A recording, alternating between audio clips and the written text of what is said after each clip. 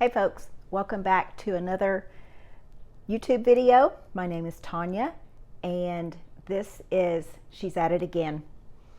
And this time I want to show you how to make something called carrot souffle. Now, I don't really know if that's the name of it. We just call it SCD carrot souffle, and the SCD stands for specific carbohydrate diet.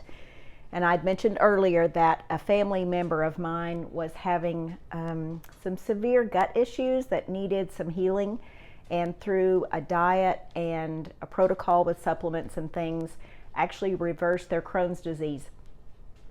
And to this day, probably a year out from being off any prescription drugs and still taking the supplements, not adhering to the SCD diet any longer, but had great results from it. So I would highly recommend checking that out. But this is one of the recipes from Specific Carbohydrate Diet. This contains no processed sugar. It contains no grains. It contains no dairy. So if there is someone in your family or at your table that cannot tolerate any of those items, this would be a great dish for them, particularly if you like things that are a little on the sweet side. And this is a lovely dish. This is normally served as a side to anything from poultry to pork, really anything. But today it is going to be served as a dessert at my house. We have guests coming over for dinner tonight, and they've had this before, and we just mop it up. Just cannot get enough of it. We love it that much. So I've already cooked these carrots. This is 2 pounds of carrots that I have cut up. These are organic carrots. I've chopped the ends of the carrots off and cut them into chunks. I would say my high recommendation for this is to always make sure your carrots are sweet. Don't just buy carrots assuming that they're going to be sweet, because sometimes carrots are bitter. They've sat on the shelf too long, sat in your refrigerator too long. Something about them just has gone awry. So make sure your carrots are sweet. Just a little bite of one of them should tell you if pretty much the whole batch is sweet. These were sweet. I tested them this morning. Let's see how much of these we can actually get in the food processor. Doink. All of them. Ooh, looks like we had one that overcooked. That should be okay.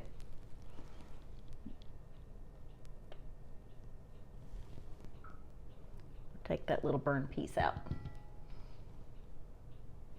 All right, to these cooked carrots that are tender, as you can see, to these carrots, the first thing I'm going to add is 1/2 cup of coconut oil and 1/2 cup of honey that I've combined in this measuring cup.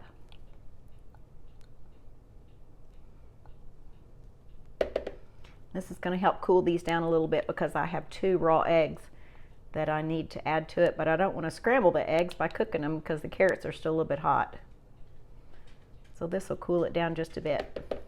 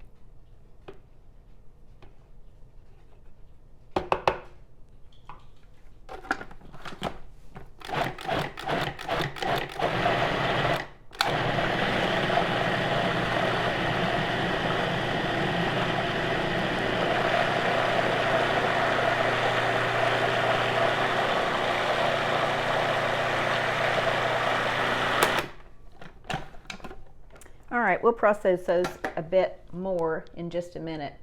To this, I'm also going to add 2 tablespoons of coconut flour. I have in this little cup a teaspoon of lemon juice, and then in this I have no, I take that back. In this cup, I have a half teaspoon of baking soda. In this, I have a teaspoon of lemon juice. If you have these children's medicine, what are these called? It's like a measuring spoon for medication. They give them to you when your kids have some kind of medication when they're little. Anyway, save those. They make great measuring devices in the kitchen. We're going to put that in there. Just let it foam up a bit.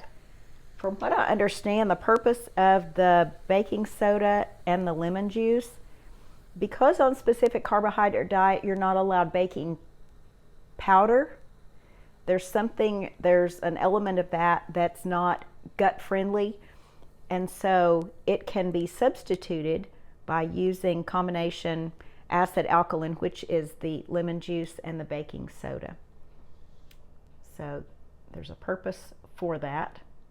Combine them, let it bubble up, and then pour that in there. We'll put our 2 eggs in there as well.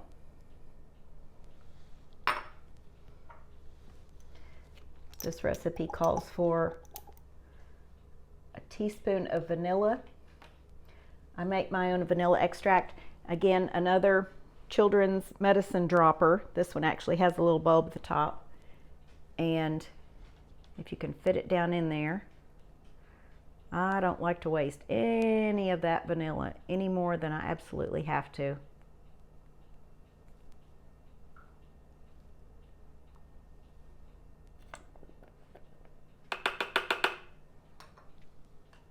And that's a good way of getting it out. I keep the smaller amounts, I pour it into a jar with a dropper on it, but it would be like 6 droppers full, so I just use the bigger one. To that, we're also going to add a teaspoon of cinnamon.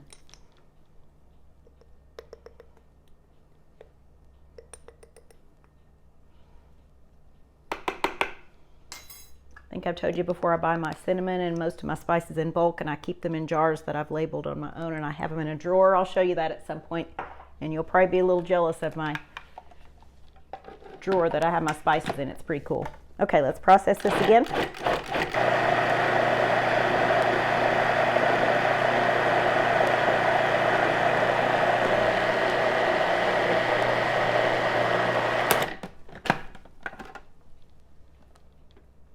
That is just about as fine as baby food right there. If there happens to be a chunk in it, I would be surprised, but I'm going to process it just for a few more seconds just to make sure. Now, if you don't have a food processor, I would say potato masher, immersion blender, something like that. If you just have to use a fork, by all means, do it however you can, but the better your machine, the smoother it's going to be.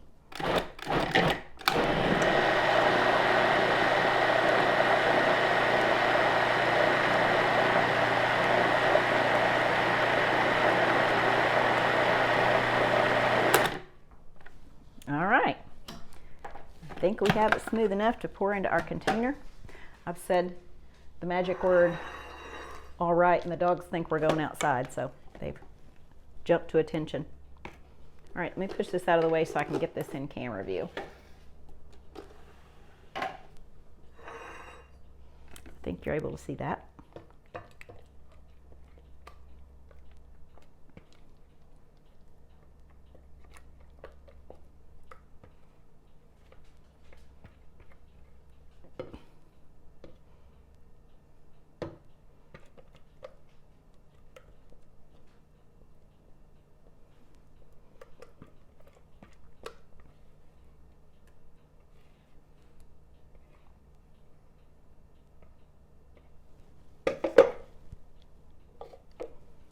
I'm not touching the blades, only holding onto the handle.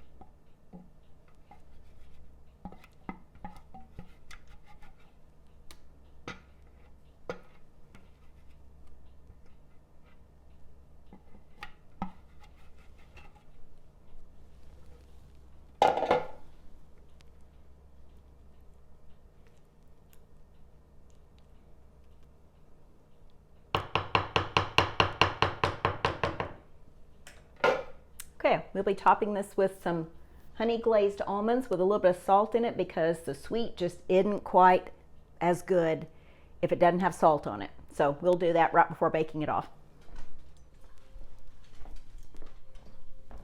Sorry guys, I got sidetracked when I was putting the toppings on this because I was on the phone. Someone had called and I had to take the call, and I forgot and just went through the whole process. But I put about a tablespoon of honey in a small skillet, heated it slowly, and then added sliced almonds to that. I added about a half a cup of sliced almonds, stirred that up until the honey got heated up and the almonds got coated real well. And then I added about probably a fourth of a teaspoon of some Himalayan pink salt on top of it just to cut that sweetness, and it gives a really good flavor. So I'm going to bake this off. It'll bake in a 350 oven for about 30 minutes, and we'll keep it in the oven and keep it warm until dessert time.